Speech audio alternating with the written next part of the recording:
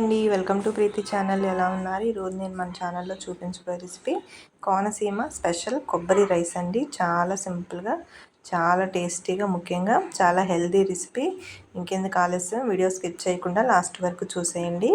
కొత్తగా చూస్తున్న వాళ్ళైతే please subscribe my channel, like చేయండి, కామెంట్ చేయండి, మీకు ఎలా అనిపించిందో తప్పనిసరిగా.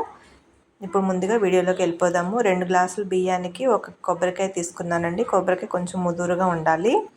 ఇప్పుడు బాస్మతి బియ్యం 2 గ్లాసులు ముందుగా ఒక అరగంట ముందు కడిగి నానబెట్టుకోవాలి. బియ్యం నానేలోపు మనము కొబ్బరి మిశ్రమాన్ని రెడీ చేసుకుందాం. కొబ్బరిని ఇలాగా ముక్కలుగా కట్ చేసుకొని శుభ్రంగా కడిగి మిక్సీ జార్లోకి యాడ్ చేసుకోవాలి. ఇందులో తగినన్ని నీళ్ళు పోసి బాగా మిక్సీ పట్టుకోవాలి. ఇప్పుడు వెడల్పాటి గిన్నె మీద కొంచెం పల్చటి క్లాత్ కానీ స్ట్రైనర్ కానీ పెట్టి వడకట్టుకోవాలి. ఈ కొబ్బరి పాలకి క్లాత్ మీద వడకట్టుకుంటేనే శ్రేష్టంగా వస్తుందండి.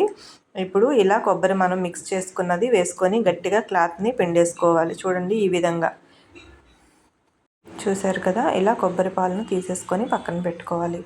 నెక్స్ట్ కడాయి ఆన్ చేసుకొని 4 దాల్చిన చెక్క, 2 ఇంచులు, 4 లవంగా, ఒక 4 యాలక్కాయ వేసుకొని ఫ్రై చేసుకోవాలి.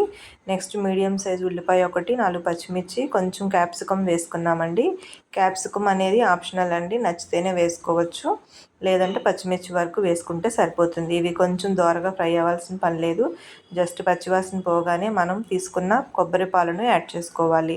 2 గ్లాసులు బియ్యానికి 4 గ్లాసులు కొబ్బరి పాలు తీసుకోవాలి. ఒకవేళ మీకు కొబ్బరి పాలు అంత రానట్లయితే మిగిలిన రిమైనింగ్ వాటర్ యాడ్ చేసుకోవచ్చు. ఒకసారి జస్ట్ అలా కలుపుకొని వెంటనే మనం నానబెట్టుకున్న బియ్యాన్ని కూడా యాడ్ చేసుకోవాలి. మరగాల్సిన పని లేదండి.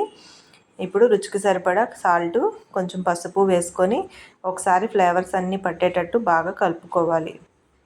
ఇంతేనండి, అన్నంతో తేలికగా వండుకునే కొబ్బరి రైసు కొబ్బరి పాలతో చాలా టేస్టీగా ఉంటుంది. వేడివేడిగా మధ్యలో ఒక 10 నిమిషాలు అయిన తర్వాత కలిపేసుకోవాలండి. చూడండి, నేనైతే రైస్ కుక్కర్లో పెట్టాను.